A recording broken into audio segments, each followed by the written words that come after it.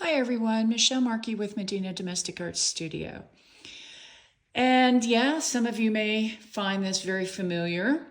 This is probably my #1 bestseller, the Texas Wildflowers, Hummingbird, Bees, and Butterfly. And, I recently have been doing a lot of this on denim, but I had a lady recently in Houston give me her denim white jacket, and she wanted to color it strictly with the Pangather 24 tip acrylic markers. So I thought, okay, I'm going to do her as well as some of my others who are buying this now as a kit, and I want to explain what it is I'm doing. The very first thing I do is I take out all the markers and I number them. And I will be creating new key codes to match these, and they will be posted out on my website under color instructions. This block shows up in 2 places, under the floral instructions and under the Texas themed instructions. So stay tuned. I am going to get the camera all set up, and I'm going to show you some tips and tricks on how to color this little lovely pattern with the acrylic markers on white. Stay tuned. Okay, so the very first thing I want to point out, this is a much smaller version, but it is the version that fit on the back of her jacket. That is precisely the reason she wanted markers. I think if you tried to use pencil, particularly as a beginner, you would probably end up making quite a number of mistakes, particularly as you colored in the flowers. Let me see if I can zoom in here. There we go. You know, there's some very small pieces on this, and I think it would really behoove her to actually try to do this in such a way that she didn't have to worry about shading. But I am going to show a bit of trick of shading with acrylic markers, but with fabric medium. Okay, so the other thing I did, and this is how I'm going to kind of push these over so you can see them. I've got my camera stationary. I don't really want to move it around too much, but you can see that I ended up numbering all of these. This is going to be how I'm going to set up the instructions, is based on the key code that I created here. Now, if you go out and buy acrylic markers, will they be exactly the same colors? No, I mean, this P-A-G-A-T-H-E-R Pangather set of markers. I get them off of Amazon. You can do the same thing, but if you have your own set of markers, what I'm going to suggest is that you come up with as close a colors as what I have here, and then try to match them as best as possible. But the instructions that I will be writing today are going to be based off the Pangather 24 dual tip acrylic markers. Quick note on acrylic markers. If you're in the market to buy them, Amazon or Temu is where I'm going to recommend. Yeah, they're cheap, but let me just say this. They cover well, and they will do the trick, and you won't spend a lot of money. Now, when you're looking for markers, there's a couple of things you should be looking for. 1, that they are water-based. 2, that they are both non-toxic and odorless. And 3, if you're going to wash something, you want them to be marked as waterproof. Now, I will tell you that at the end, I'm going to have you coat your finished product with fabric medium and heat set it. That's just a guarantee that the color won't wash out over time. It's not, you may not want to do it if you don't wash your item a lot, but if you have a denim shirt or a shirt in general that you're going to be throwing in the wash every time you wear it, I think it would be best to go ahead and seal your work with a fabric medium, heat set it, and that way you're guaranteed that it won't wash out. Okay, I'm going to get this all squared away and set up so that we can start coloring. So hang tight, I'll be right back.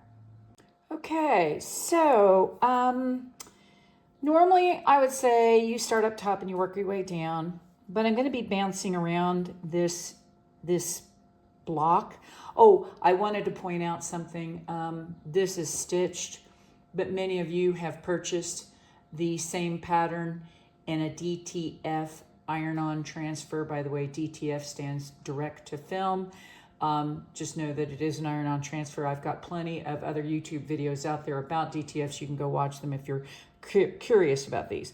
But if you have a DTF pattern and you've already ironed it onto your fabric, the steps that I'm going to show you here are exactly the same for a DTF as they are for a stitched out version. But this is a stitched out version. You might be able to see in here, there's some funky little stitching. Whenever I make a boo-boo, I just throw these in a pile. And when I need to do a test, I over stitch on top of a boo-boo. That way I don't waste a whole lot of fabric and stabilizer. Okay, so I'm going to bounce around. I want to save the hummingbird for last. If you are working with a small version of this, honestly, I think that's the best. Get yourself comfortable coloring some of the easier parts in here that I'll be showing you in a minute. And I think the last lesson I'm going to show you is how to actually color the hummingbird. Now, if you've taken one of my classes before, you will have done the hummingbird very first and foremost, but that's because we're using pencils, and that's also because we're in class, and I like to get the hard stuff out of the way first. If you are doing this at home, you've got all the time in the world to get to the hard stuff, and in order to get used to the idea of using fabric medium along with the acrylic markers that are set off to the side here, I really think it's best to start with the flowers and the leaves, the butterflies, etc., and then save the hardest thing for last, because once you've done all this, you'll get very comfortable using the various tools, and then you'll be able to do a great job on the hummingbird. Okay, so without further ado, I'm actually going to start with the blue bonnets here. And I'm not going to color all of them. I just want to kind of give you the general theme on how to do this. Now I'm using colors 12 and 13, and I may be bringing in color number 16, possibly color number 24, and last but not least, color number 15.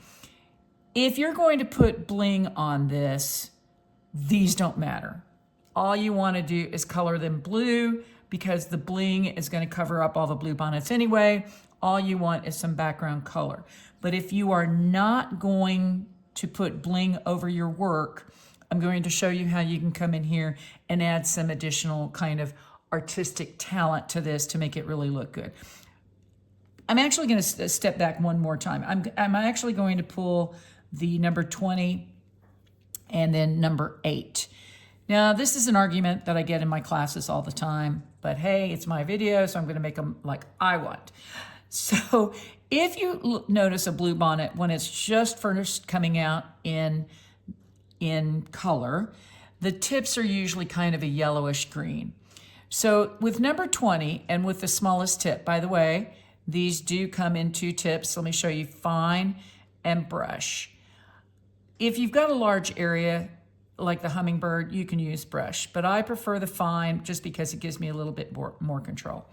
So right up here at the very top, I'm going to put that one tiny little spot, and I'm going to put some yellow in there.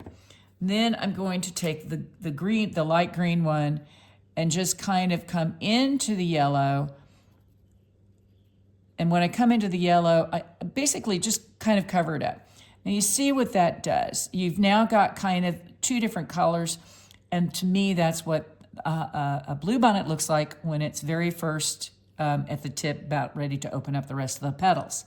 So you want to come down and do that for several of the other blue bonnets that you see here. So in this one, you'll come in and do this little area, maybe that one right there. Oh, that's about it. And then come back in with the green on the second row, again, overcolor that yellow.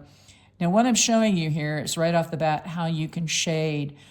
Even though this is only a pack of 24, and you might think, oh, that's not enough colors, you can mix and match these and create your own color without any problem. Okay, last but not least, you get that little area down there. Okay, great. Now, and let's set those aside for the time being since we've got the tips done. Now, when you use acrylic markers, most of the time, and I say most because there are some acrylic markers that are translucent, but most acrylic markers are permanent as well as opaque. So the rule of thumb in art is to work from light to dark. It's very, very difficult to go the opposite way. Although with an opaque, you've got a little bit of leeway, but I really think if you're gonna learn how to color on fabric, you need to stick kind of with this hard, fast rule, which is always work from light to dark. So I'm going to grab up the light blue pen, again, using the fine tip, and I'm gonna start coming up here. And gosh, I don't think it gets much easier than this. This is all you're going to do. Okay? And let me get a fair number of them, because then I'm going to show you step number 2. Okay, just put maybe a little bit of color there. Notice I'm leaving some of these. We'll talk about those in a minute. But I just wanted to get a few right there. And you're going to need to push the pen up into the stitching to really make sure that none of the white shows. The stitching's great. It will keep you inside the line, but sometimes it also makes it a little difficult to get up there and get all the fabric color. Okay, so we've done that. Now immediately, I'm gonna grab number 13, again using the small end, and I'm just gonna try to put, it's kind of hard to see, but it's a little bit darker blue, and by putting it just at the base, I'm going to show you something. I just made a boo-boo. That's fixable, but we want to let it dry, and I'll come back and show you how to fix boo-boos in a minute. So just put a little bit down at the base. Now what that's doing is it's giving you the illusion of shading, and that's what you want. Now, while you've got the darker one in your hand, some of these ones I left out, go ahead and color, particularly the ones that kind of look like they're in the background. Go ahead and color them with the darker blue. So I'm going to tell you in kind of a rough and dirty way, you're going to want to mix and match both of these. Now this is the lighter, so start with this one first. Then this is the darker, start with and go in and fill in and make little darker areas on the lighter blue bonnets, and then come in and fill in darker things behind. Now last but not least, I left the little eye open. And again, there's going to be a lot of bling on those eyes. It probably doesn't matter. But this is where I'm going to bring in the other 3 colors that I was talking about. And again, this is controversial.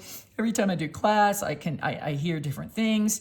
So I'm offering you a way to make your blue bonnets look however you want. And that is, first of all, this light lavender. So you may want to come in right here and kind of just put the eye and make them light lavender. That looks awesome, okay? Or you can come down, I'm gonna fill in this blue bonnet down here so that we can look at it. Just put a little bit of the light blue down here. Now you notice that one's got an eye, and maybe you wanna come in with this really, it's kind of a aquamarine blue, and put in a really dark blue eye, okay? Or last but not least, and this tends to be everybody's favorite, let's come down here to this one. Again, you're going to color then the blue bonnet. Now I switched. I've got the brush out. See, it can be used. It's super easy. It's not, all this is super easy, y'all. This is nothing complex. Okay, then come in with the purple, number 16. So see, you've got 3 different ways you can color the eyes. Okay, that's the blue bonnets. Now the blue bonnets are here and in here. Oh, forgot this over here. I knew there was a 4th set. So there's a set over here and a set right here. You can, the instructions will be paint by number, so I will put the coloring as I see it. But look, if you guys want to do something different and color it with different blues, if you have a more extensive set of acrylic markers, you know, mix and match these to give it a more artistic look. But honestly, the set that I just showed you, they'll look great once you get finished with it. Okay, now we're gonna pretend the blue bonnets are all done, and I want to now talk about the cone flowers. And this is where I want you to think about the fabric medium that I just gave you. Now the cone flowers, I like to use, there's this number 21, and I'm gonna pull this out here real quick, and I kind of like to put it down here in the base. Now, a lot of people disagree with me on this one, and that's great. I relish disagreement. Most of them say, no, it's too coral looking. That's not the way it looks. Okay, great. If you don't like number 21, then there is a number 5. So if you want to make it more tannish looking, actually see that, you can go right over that. And again, I think it's just a matter of personal taste, which you want, but either one of those will work for the top. But for the petals, here's where you can start looking a little bit arty-farty. I'm going to bring numbers 19, 22, and 23 over. And I'm going to first dip my brush into the fabric medium. And use a small brush. I don't suggest using large brush. Gold Taklon, something that works with acrylic markers, is usually the best. Okay, so I'm going to just do these 2 petals first. And I put the fabric medium down. Then what I'm going to do is, and I believe that the coneflower goes from dark to light. And I'm going to start with the light first. And I'm going to put that right down here at the tip. Now, if you carry it down to, say, mid-petal, wonderful. No problem there. Now grab your red, put just ever so slightly bit of red. See, I'm just putting a tiny, tiny bit of red there. Then I'm grabbing my orange, and I'm going to kind of fill in the center just a bit. I like to kind of go into the yellow more with that. Now, once you've done that, and I do believe working with just a couple of petals at a time is best while everything is still wet. You can come in here with a little bit more fabric medium, and you can start to blend. So that's my favorite trick. The other thing you can do, it doesn't work quite as easily, but I do want to show you, is, again, let's look at these back petals now. You can come in here, you can put the yellow down, and I'll carry it down again halfway.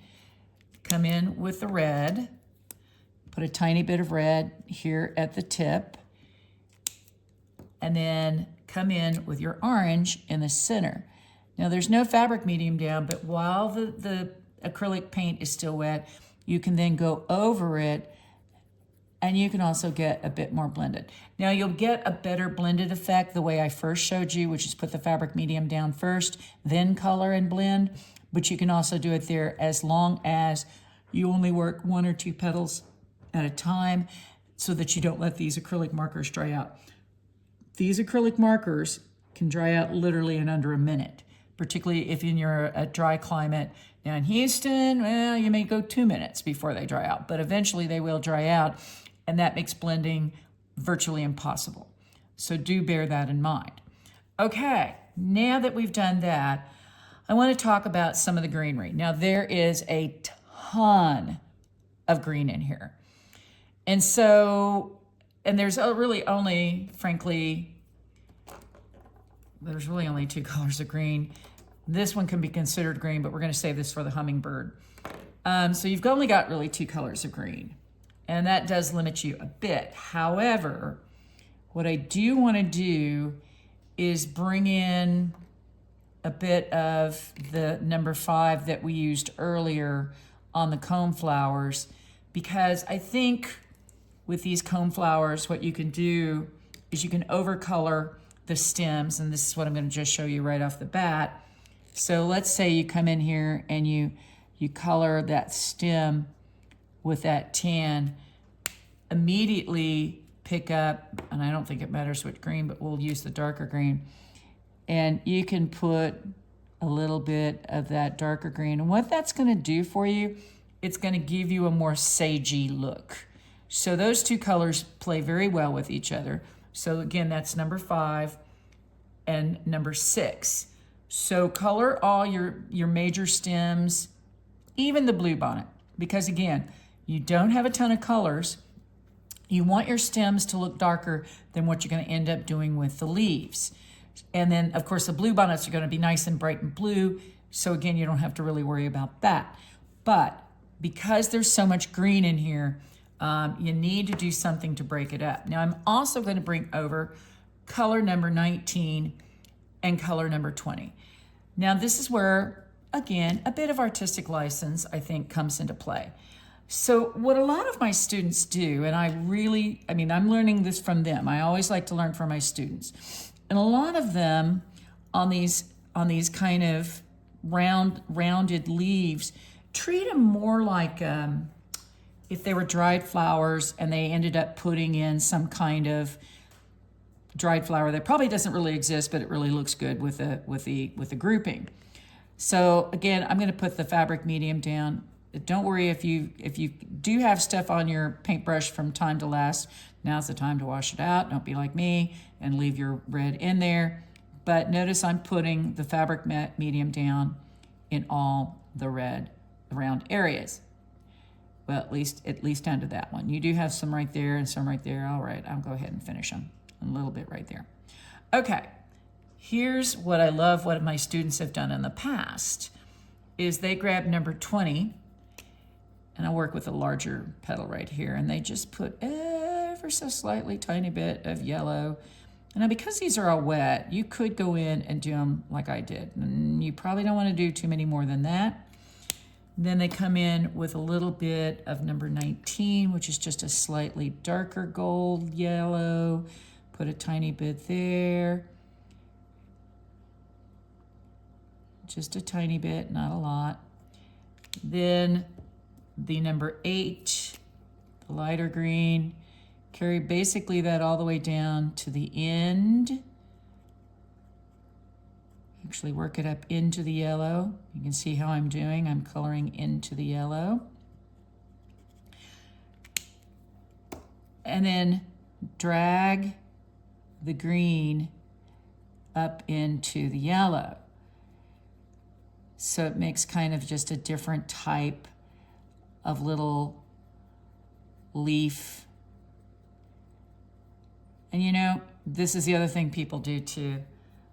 They'll twist off, they'll color this purple, they will color it red, anything to break up the green, because let me just warn you, there is a ton of green here. And I want to talk briefly about that as well. So you see all these big leaves, and it's going to be tough, but just follow the paint by number instructions and you should be okay. Now, what I like to do is for the blue bonnets, I like to keep them more or less green. I'm going to show you a little trick here too, because blue bonnet leaves are kind of a sagey green. Okay, so I use the light one. Now what I'm going to do is I'm going to grab number, looks like this is the only silver we have. Let's give this a try. By the way, this is completely unrehearsed, so who knows what this is going to look like. So if I put just a tiny bit of the gray down, that's actually not too bad.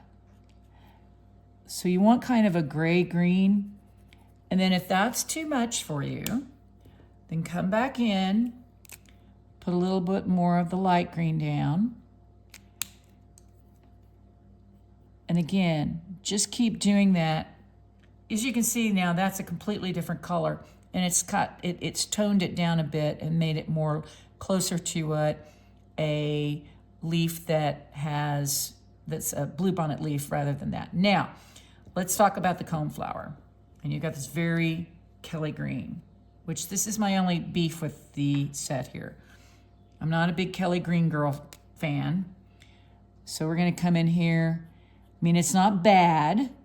Most of my clients they like it, they're fine with it. It's why I don't look for another set. And with this, you're definitely just going to want to color all the big leaves, at least like this. So I'm going to continue this. I'm just going to put some color down here so that you can see. Now these ones that I'm doing right here, you see what I'm doing? I'm coloring the base, but I'm kind of just stroking it in, but I'm not coloring them in all the way. I'm going to show you a little trick after this, after I've done these 3. Okay, once I've done that, then I grab up my light green again. I'm going to use the brush side. And starting kind of where I left off, just kind of color, put a little bit of that lighter color into the leaf so that the tips look lighter than the base. Looks like the sun is shining on them. So all of these leaves, and again, I'll try to note this in in my paint by number. Now, but this is a hard concept to get across. It's why I like people to watch my videos, because that way I can actually explain it in such a way that you can follow it. Now let's talk about these leaves down here. Major boogers. What can I say? Major boogers. And this is tough because there's, like I said, I really don't necessarily think I care for this one in the leaves, but I don't think you're going to have any choice. We'll get to the hummingbird and how these get used. It looks great on the hummingbird, but these leaves down here, I think you're going to have to do an overcolor. So I'm going to put this down first, and you're going to see it's more teal, right? But you really need these bigger, fatter leaves to be a darker color to contrast against that. Now I'm going to actually put it on this side as well. Okay. The very first thing I would probably do is pick up the number 9, which is that more Kelly green-like, and immediately just go right over it. And when I do my instructions, by the way, these are usually listed color. It would be color 10/color, well, maybe it's a 6 or a 9. Boy, I'm gonna have to make sure I know what these are. That's not good. You know, 6s and 9s obviously get mixed up. I think this is a 9.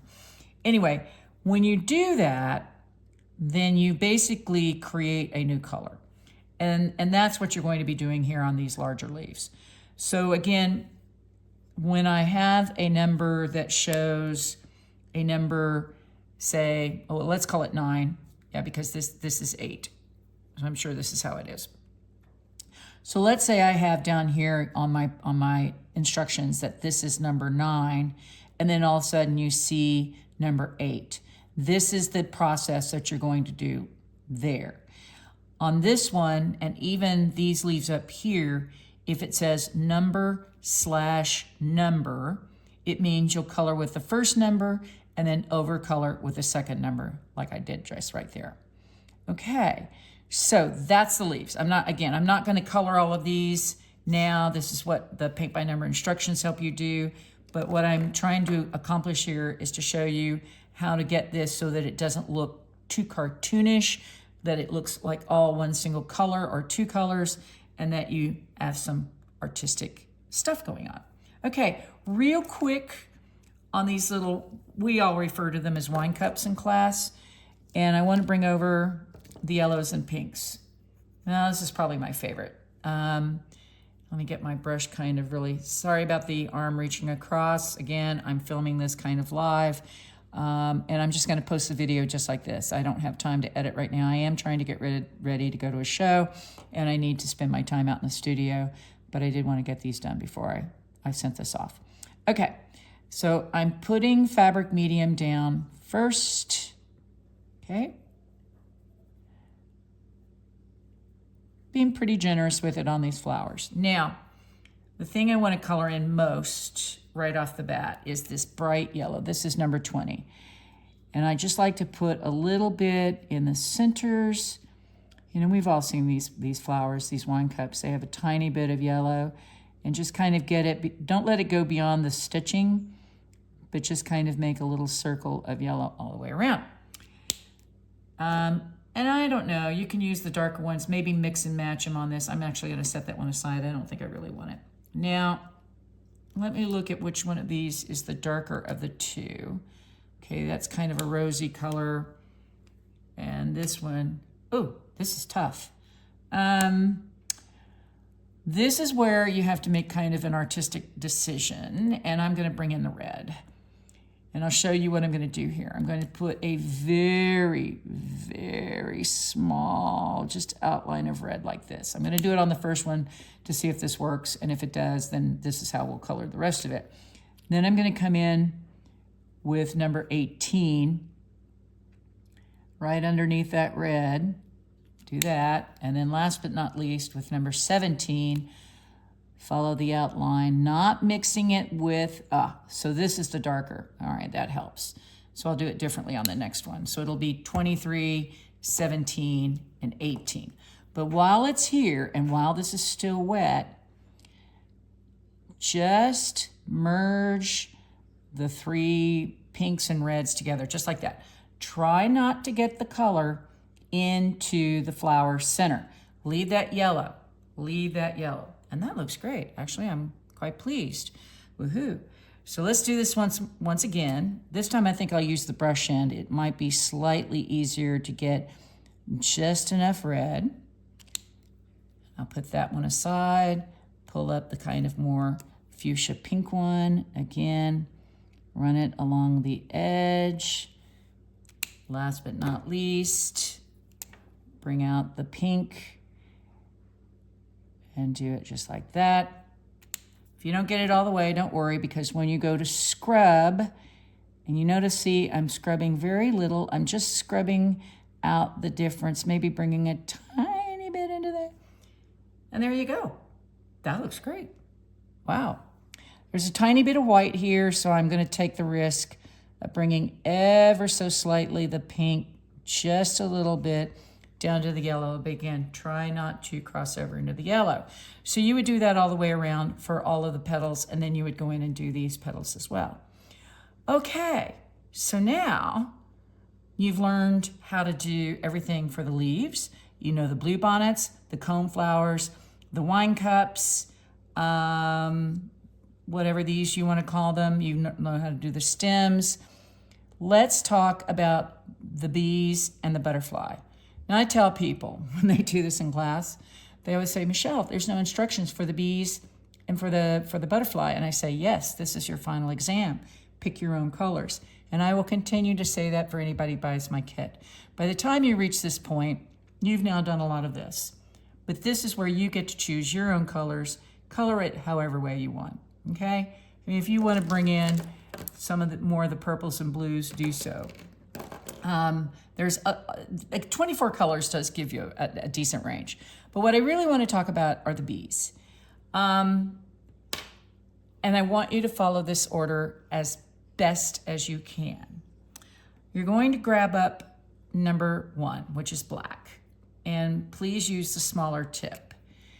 And you're going to come in and you're going to start with the head. Now, a bumblebee is every other color. So the next would be the middle. Be very careful. It's easy to get outside the line. Skip 1. Here's that band. Skip 2. Here's that band. So there's 4 bands that will be colored black. Now, this is very critical. Do the bees all in black and put this aside and let that dry.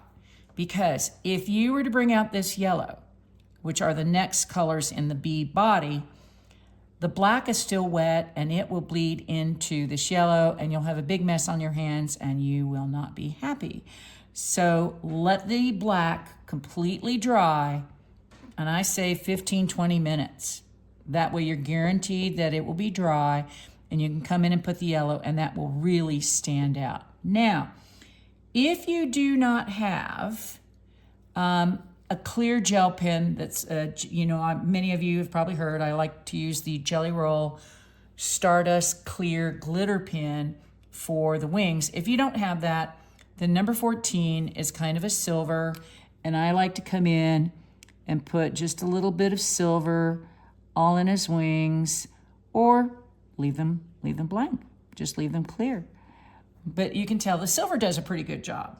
So that's if you don't have any glitter pen, use that. If you do have the glitter pen, be very generous, go to town, put glitter there. Some of you guys have unicorn spit. Mix a little bit of unicorn spit and fabric medium. You can put that on the iced egret color of unicorn spit. That looks really good. But to do whatever you'd like to make your bees look the way you want to. Okay, now we are Mr. Hummingbird. And I'm gonna see if I can't zoom in here just a bit. Let me see. There we go. I want Mr. Hummingbird close up because this is where, of course, everybody wants to do their most detailed work. And I'm gonna put everything aside and just bring over the gel pens that we'll be using on the hummingbird. Okay, he's now centered. Or rather, not gel pens, but the acrylic markers. Okay, we want number 7. That's going to be our belly. We want the 2 greens. And we want that teal. And last but not least, and this is kind of a funky color, it looks like it should be a blue-gray, but and this I do all the time, y'all, so don't freak out. It's kind of a light gray. Maybe I don't like that after all. At first I thought that would do. In fact, let's look here at the blue bonnets right next to the one he's going to. Yeah, nah, I don't like it. So I'll switch over and go for the darker gray, which is number 2. So, and I'm gonna do number 2 right off the bat so I can test this and see what it looks like. Number 2 would be what you would use. Yes, this is perfect. So his little beak, and I'm gonna go just right up to where it meets that little eyepiece, okay? Be careful again, try to get inside the stitching.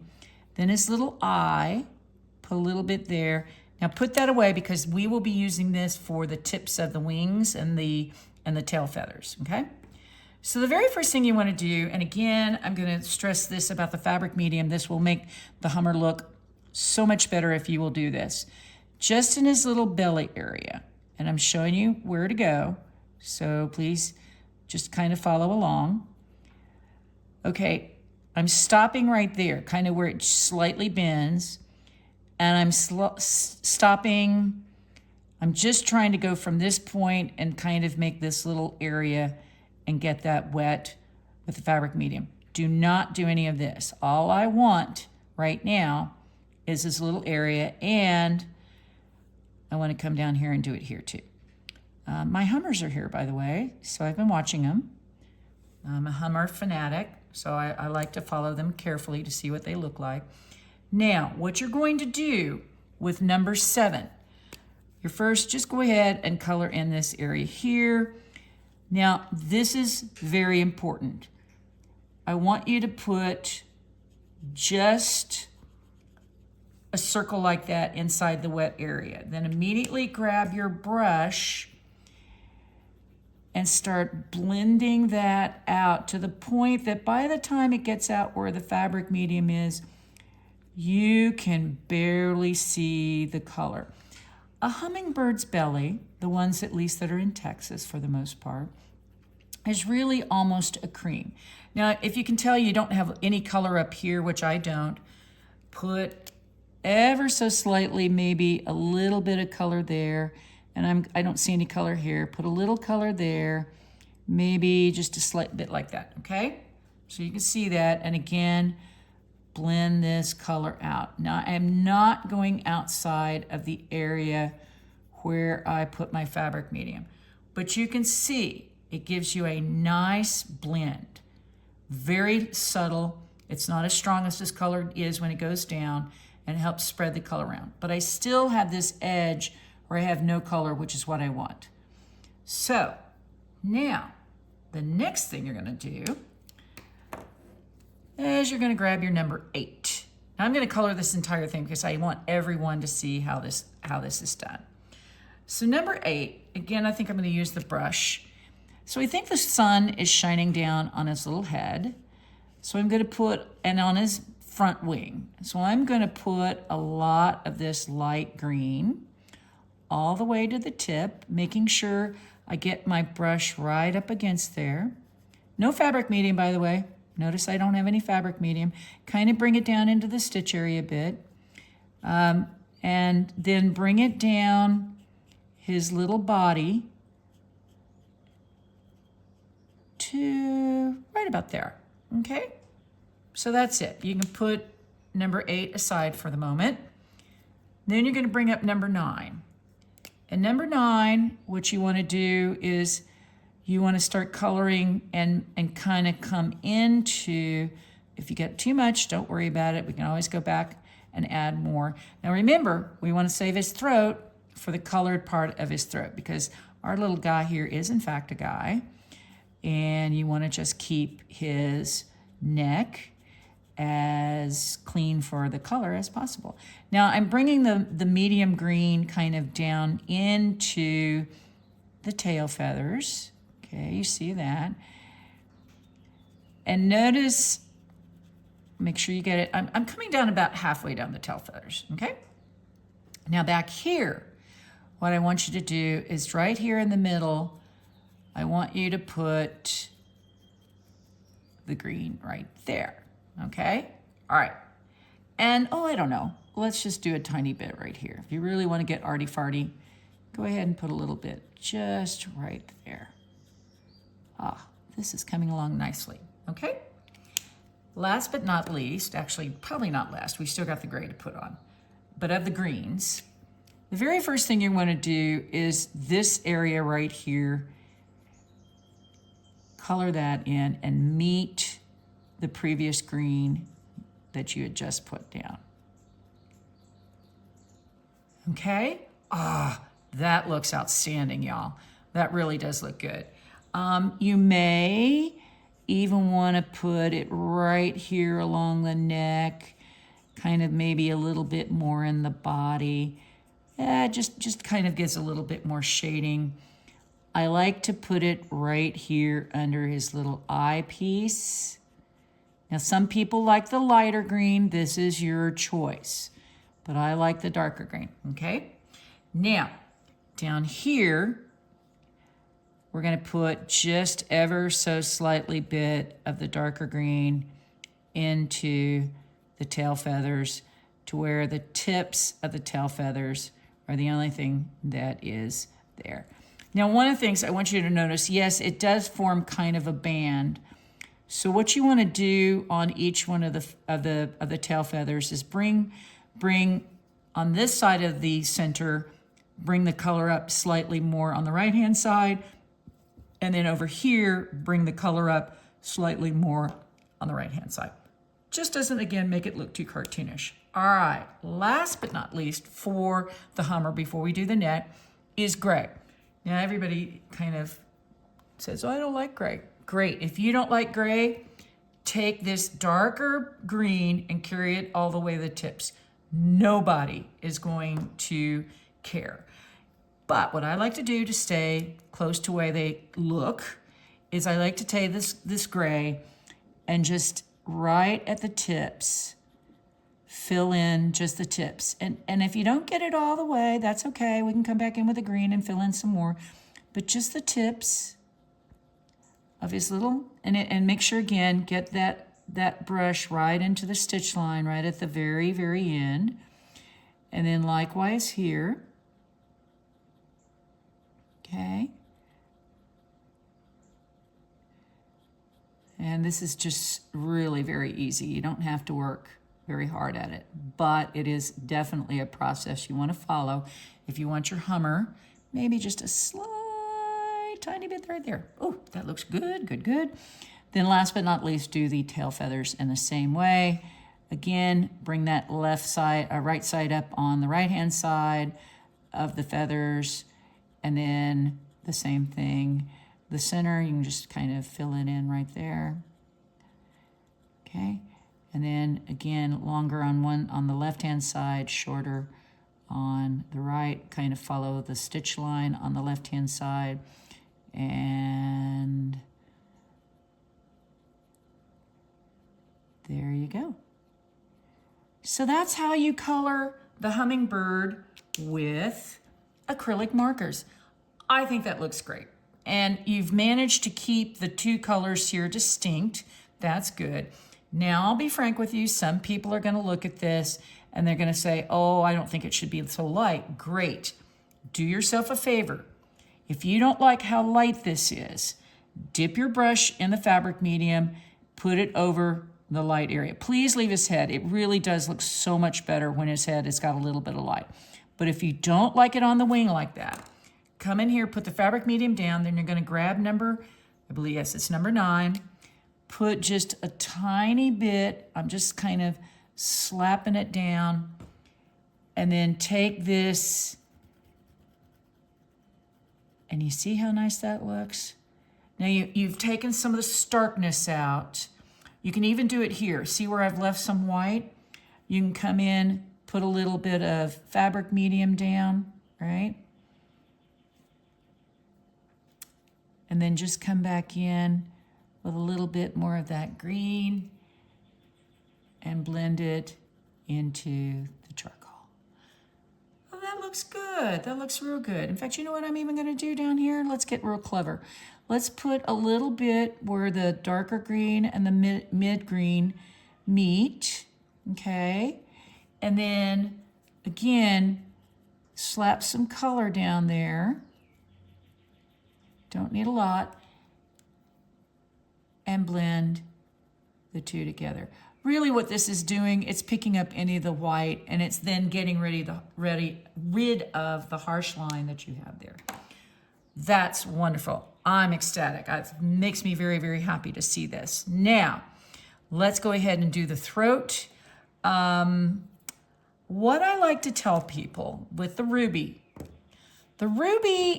is actually not just red. I've seen him bright orange. I've seen it fuchsia pink. I've seen ruby throats have all different kinds of colors. So get your brush, dry it off, get it good and clean. You don't want any green on there. And just like we've done earlier, put a little bit of fabric medium down, okay? Get just his throat area. And then what I like to do is pick up my 3 colors, number 23, number 17, same colors basically that we used here. And we're going for the same thing that we had down here on that flower. So hopefully you can see that. I'm not even watching myself, so I have no clue what you guys are really seeing. I'll try to look at it before I post. But you're gonna come in, I think the dark usually hangs around the top of the throat. Then I believe it was this color next, number 17. Put a little bit coming down here. And then last but not least, follow up with number 18 and finish off. Now be very careful. You don't want to really get into the green, nor do you want to get into the yellow. So stop right about there. Then take your brush and drag the colors together so that they make a lovely hummingbird neck color.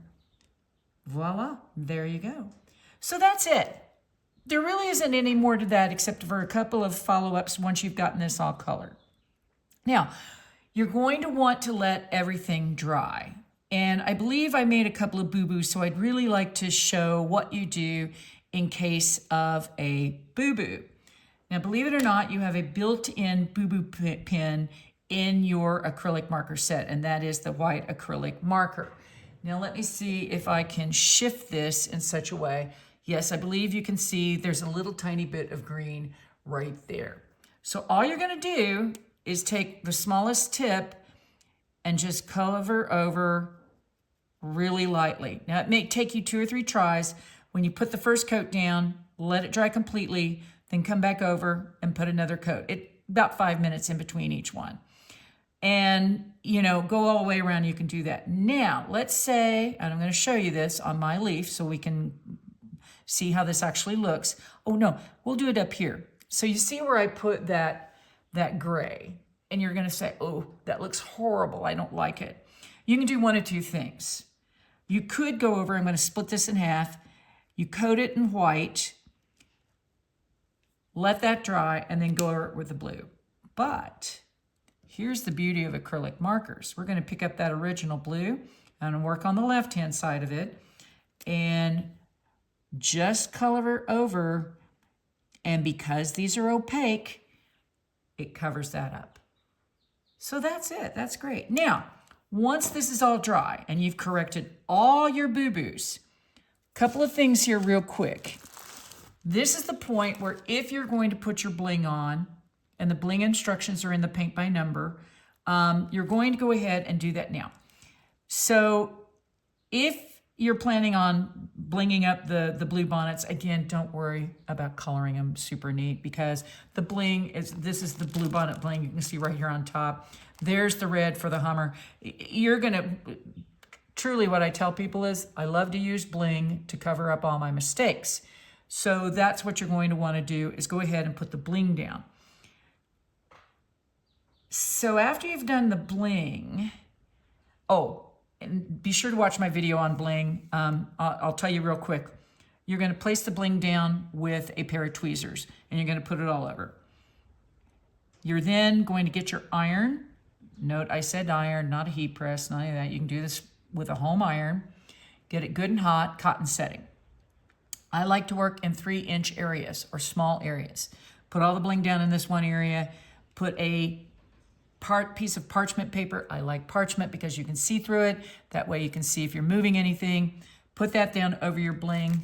You're going to take your iron, come straight down on top of it, set it there for 10 to 15 seconds, come straight back up with the iron. Immediately see if you can move things because the glue will stay liquid for about 2 to 3 seconds, and then bam, it's done. You can't move it. Okay, so that's the bling. Now, once you've done all the bling, take that parchment paper again, and you're going to lay it on top, and you're going to, again, with your cotton setting iron, 10 to 15 seconds all over this where you've colored, and that should heat set it. So that's it. Really, there's nothing more to it than that. Let me zoom back out again because this pattern, I have colored this so many times. I can color it in my sleep. I have watched student after student after student who are brand new color this, and it looks like $1 million. So please don't be afraid of this. And frankly, don't be afraid of using acrylic markers. I have become quite a fan. I mean, look at how good the hummingbird looks. I am very pleased, and it didn't take a whole lot of work to create that. So as always, thank you so much for watching. If you have any comments, please leave them below, or you can text or email me. And hope everyone has a great day coloring. Thanks again so much for watching.